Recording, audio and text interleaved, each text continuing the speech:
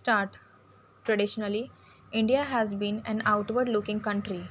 Our strong commitment to multilateralism is reflected in our active participation in organizations like the United Nations. This engagement will continue. The policies of economic liberalization introduced in recent years have increased our regional and global linkages, and my government intends to deepen and strengthen these ties.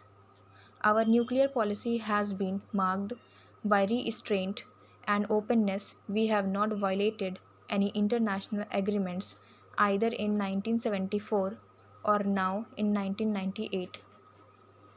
The restraint exercised for 24 years after having demonstrated our capability in 1974 is in itself a unique example. Restraint, however, has to arise from strength. It cannot be based upon indecision or doubt.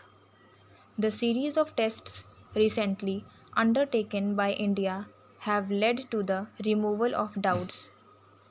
The action involved was balanced in that it was the minimum necessary to maintain what is an irreducible component of our national security calculus. Subsequently, government has already announced that India will now observe a voluntary moratorium and refrain from conducting underground nuclear test explosions. We have also indicated our willingness to move towards a legal formalization of this declaration. The House is no doubt aware of the different reactions that have emanated from the people of India and from different parts of the world.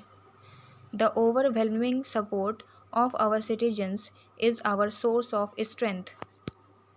It tells us not only that this decision was right, but also that our country wants a focused leadership which attends to their security needs. This I pledged to do as a sacred duty. We have also been greatly heartened by the outpouring of support from Indians abroad.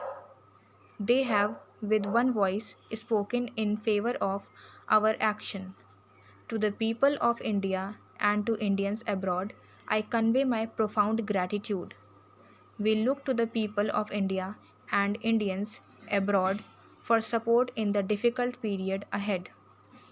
In this 50th year of our independence, we stand at a defining moment in our history.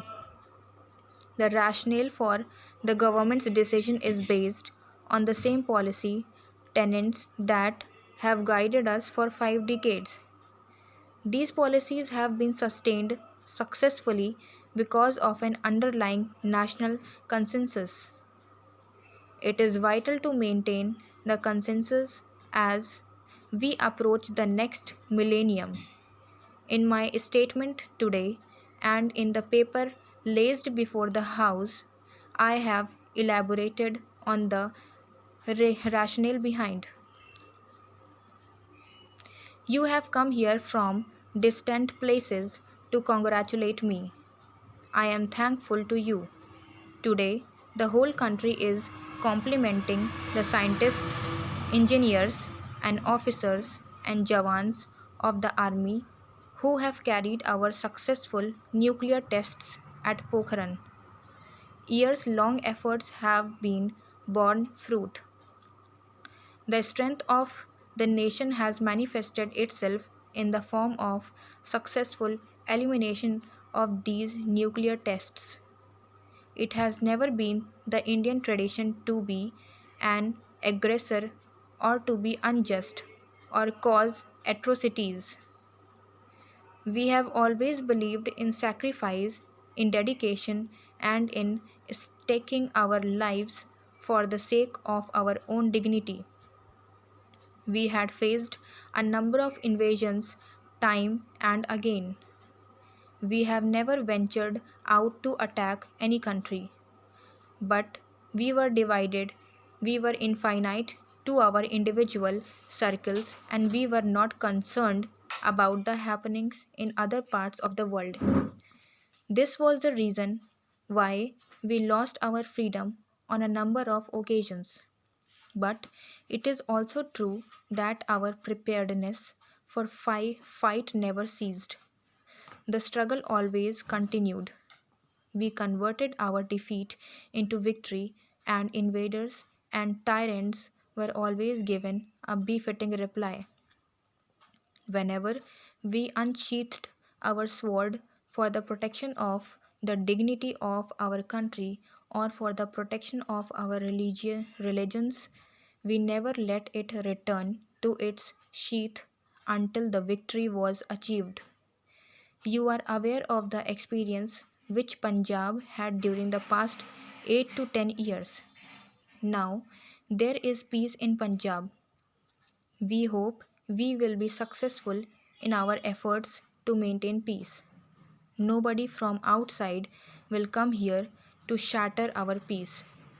It will never happen that we start troubles in other countries and vitiate the peace there. We want to live amicably with the neighbor as a good neighbor. But if the neighbor occupies our house, creates disturbances, then our safety and security would be of paramount importance to us. And that is what we are doing. Nobody should have any doubts about it. This is the objective behind our nuclear tests. Destruction is not the objective, it is self defense, which we have in our minds. Now, the neighbor has also carried out tests, and there are number of our friends who have planned for their tests. We asked them to explain how could they carry out their tests so instantaneously. Can nuclear weapons be developed in just 16 days? It is possible to launch missiles at such a short notice. No, it was a result of preparations going on for years. We know this since we have taken quite a long time in preparations and in reaching this stage.